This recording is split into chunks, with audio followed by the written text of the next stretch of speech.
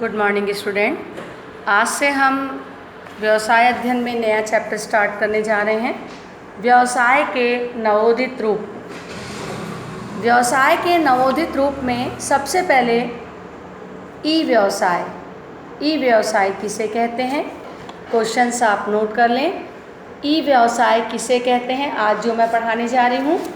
इसके बाद ई व्यवसाय का क्षेत्र क्या है। फिर तीसरा मैं पढ़ाऊंगी परंपरागत व्यवसाय और ई व्यवसाय, ये दोनों में क्या अंतर है।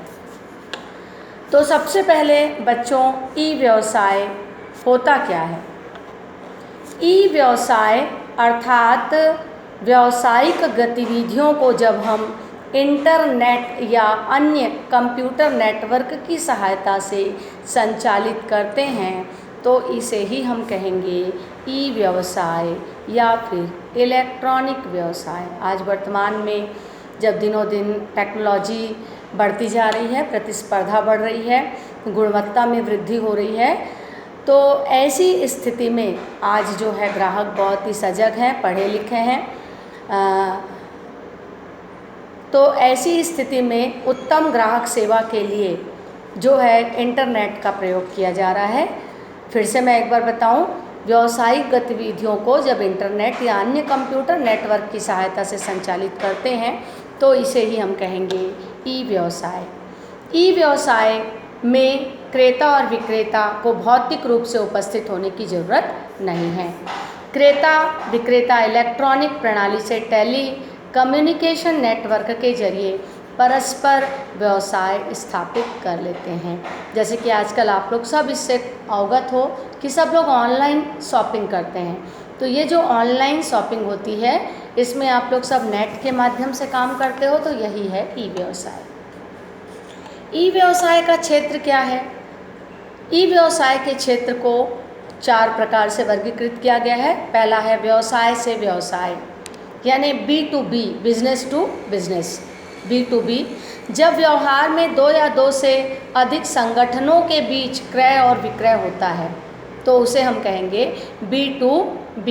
जैसे टायर खरीदना, खिड़की के कांच खरीदना, दरवाजे के हैंडल खरीदना आदि। 2 संगठन यानी दोनों व्यवसायी हैं तो ये व्यवसायियों के बीच बिजनेस हुआ, तो business to business B2B। Second है ग्राहक से ग्राहक B2C, यानी कि बिजनेस टू कस्टमर। जब व्यवसाय ग्राहक के बीच होता है तो इन्हें व्यवसाय से ग्राहक या B2C कहते हैं।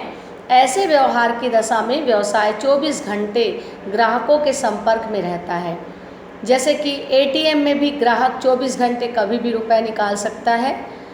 B2C व्यवहार में माल के विक्रय, वितरण, ग्राहक की पसंद इत्यादि बातों को ध्यान में रखा जाता है। नेक्स्ट है बच्चों ग्राहक से ग्राहक C2C, कस्टमर टू कस्टमर। जब व्यवहार 2 या 2 से अधिक ग्राहकों के बीच होता है तो उसे हम कहेंगे C2C।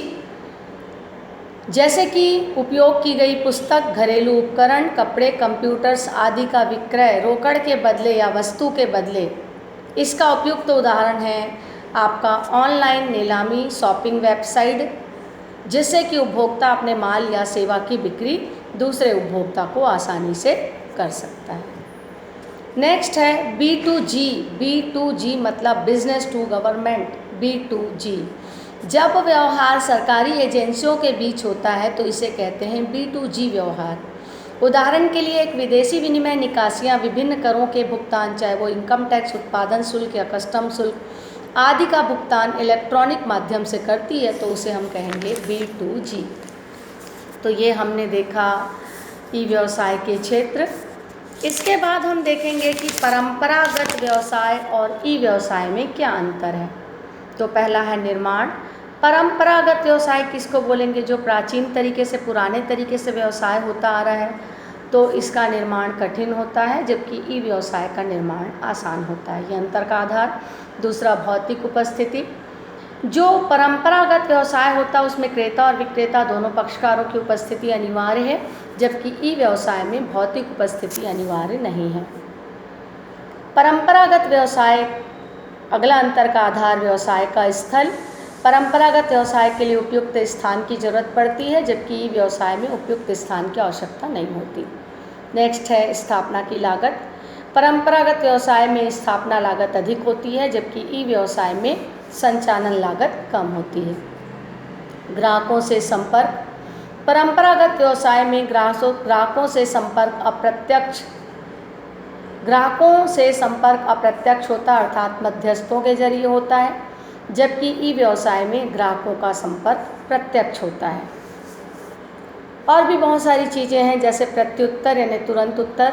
परंपरागत व्यवसाय में थोड़ा सा प्रत्युत्तर देने में समय लगता है, जबकि ई व्यवसाय में तत्काल उत्तर संभव है। तो ये मैंने आपको बताया ई व्यवसाय का आशय, दोनों में अंतर और साथ ही साथ इसका क्षेत्र। Thank you.